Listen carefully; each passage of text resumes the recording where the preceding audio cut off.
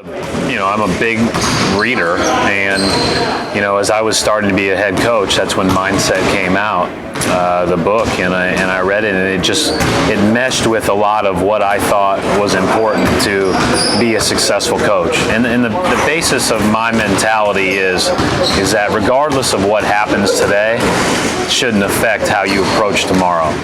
And I think that book sums it more up in the sense that you are focused every day on your growth. You're not deterred by challenges. You're not overwhelmed by accomplishments. You're just moving on to the next day.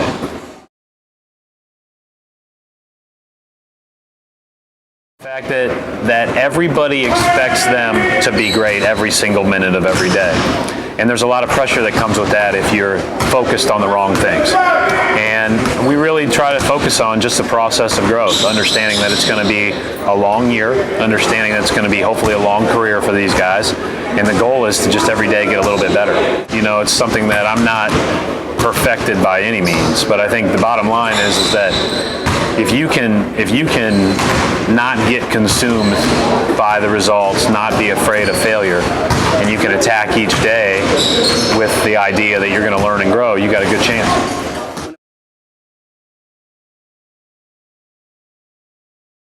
Not as well as I should all the time, sometimes more emotionally than I should. I try my very best to praise effort, not result.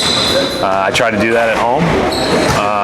And where I found it just as helpful, maybe more helpful, is just raising a 6 and a 9-year-old.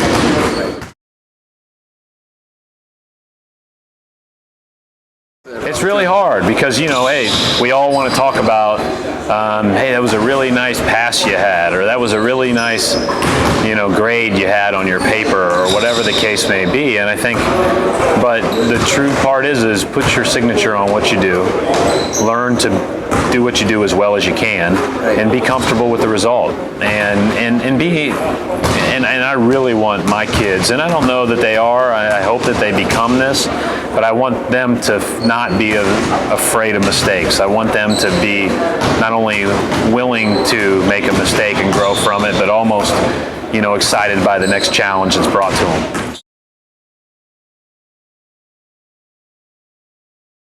Bottom line is that the book has, and the whole idea of growth mindset has influenced how I react to almost everything. How I react to a good day for them, how I react to a bad day. I think what this really boils down to is you don't want to wrap your identity around something that can be gained or lost, right? You want to wrap your identity around just getting yourself to be the best you can be. And there's a lot of subjectivity to that, but that's okay. And it's also a comfortable way to live, and it's a comfortable way to think.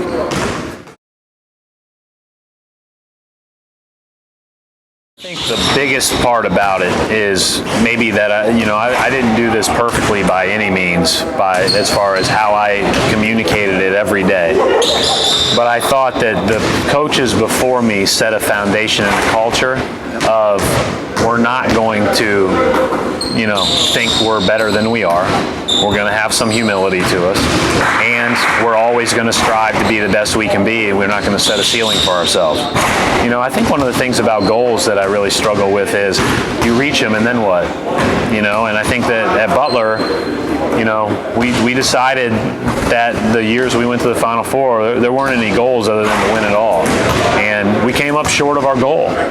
But if we would have set a shorter goal, we might have ended there.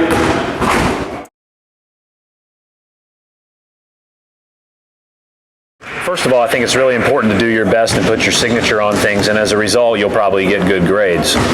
But I was more focused on the grade than I was about learning. I was more focused on just getting my homework done as quickly as I could so I could move on to what's next. Probably like anybody else, I was so consumed with winning the next game that I probably had a strong fear of failure as a player. So I think that one of the things that coaching has allowed me to do is recognize there are some things that are just out of my control. And there are other things that I can control. I got to do those to the very best of my ability. I can't be afraid to take risks. And then we'll see how it plays out.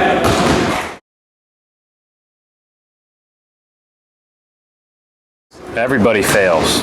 Everybody fails, and to me, it's not failure. It's just another opportunity, right? It just every time you think that you've hit the roughest patch, you know, that's a great opportunity to be a trampoline to springboard up, because you're deciding you're going to make a small tweak, because you're going to work a little bit harder on what you're trying to do, because you're going to be a little bit more focused on the task at hand. All of those things give you an opportunity to rise up, and I think that's ultimately where we are. I read a line the other day where somebody who I really respect wrote that, and I'll probably screw it up, but she wrote, "Fall 7, rise 8."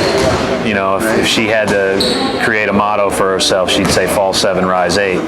It's a pretty good motto.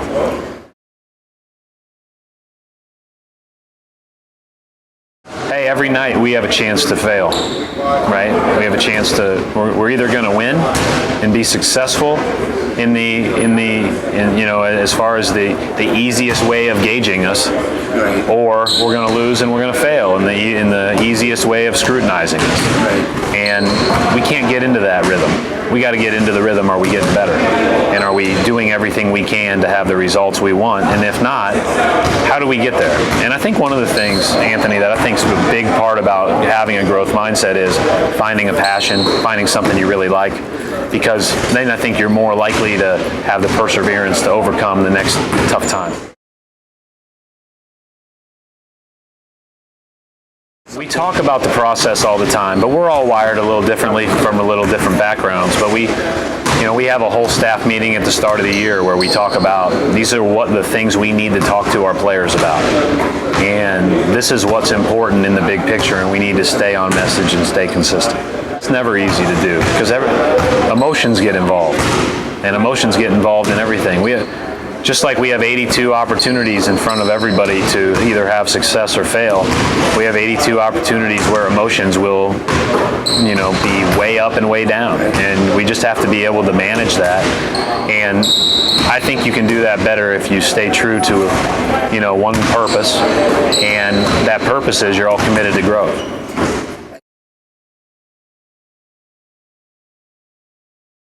Yeah, I think you just need everybody to buy into that message, everybody to be excited about growth. I mean, and that's been the case here from day one. I was part of the reason why I think I was hired out of college was because, you know, we would hopefully be working hard to help these guys enhance their games. We don't call it skill development as much as we call it skill enhancement. These guys are skilled before they got here. I mean, they're professional basketball players, so we're just trying to help in little ways.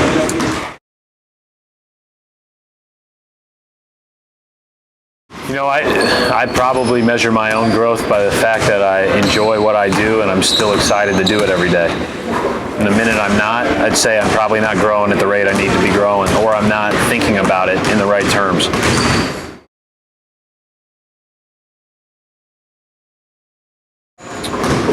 Learn that the whole idea of growth mindset and staying even keel and staying in the moment, not being afraid of failure and not overreacting to high achievement is the same when things are going really well as they are when things aren't. So, you know, I went through all the stuff at Butler where you go to a Final Four, you have to come back and coach your team the next year. You go back to a Final Four, you have to coach your team the next year. Like the expectations that you deal with from the external, the idea that you have that you've already accomplished something when in reality you have a game the next night and it doesn't matter what you've done, it's how you play, is the same when you're not very good and you're trying to climb that mountain and you're trying to get to that top. It's the same process, same focus, and it's the same day-to-day thoughts that go through my mind.